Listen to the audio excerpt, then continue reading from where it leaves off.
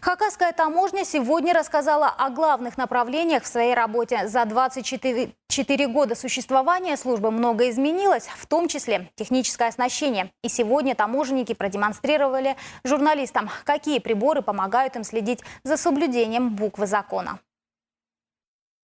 Вся эта техника – неотъемлемый помощник таможенников в работе. Каждая рассчитана на проверку определенной группы импортируемых товаров. Общее же ее предназначение – обеспечение экономической безопасности, защита региона от контрафакта и опасных веществ. К примеру, телескопическая трубка с разными насадками необходима для радиационного обследования вещей.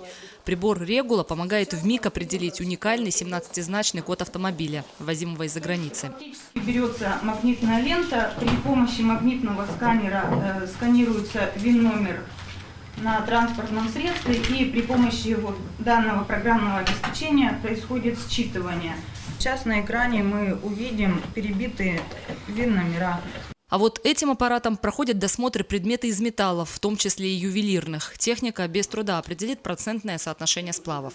Мы можем видеть, что данное изделие содержит 98% алюминия и незначительная доля есть магния, кремния, железа, меди и цинка. Все это чудо сегодня можно встретить на двух постах Хакасской таможни – Абаканском и Саяногорском, которые курируют также и 7 районов на юге Красноярского края. Территория удалена от госграницы. Товары в наш субъект приходят уже после проверки на пограничных постах других регионов. Возможно, поэтому и нарушений встречается не так много. Но, тем не менее, без административных и уголовных дел у нас тоже не обходится. 72 и 13, соответственно, уже возбуждено с начала этого года. Причем большинство уголовных связано с нарушением валютного законодательства.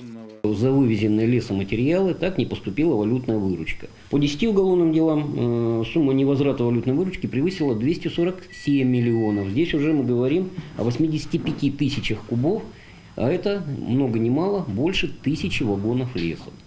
В списках же административных дел в основном ввоз в страну запрещенного у нас алкоголя и табака, контрафактной одежды с маркировками известных брендов. В этом году мы выявили факт ввоза товара контрафактного именно при перемещении через границу. Это спортивные товары, в частности коньки ледовые и роликовые коньки. За подобные нарушения грозят серьезные штрафы, и более того, незаконный товар конфисковывают и средства от реализации передают в доход государства. Такая участь уже ждет 9 изъятых партий вещей. К положительным тенденциям работы сотрудники относят отсутствие за 2 последних года попыток ввоза в Хакасию наркотиков.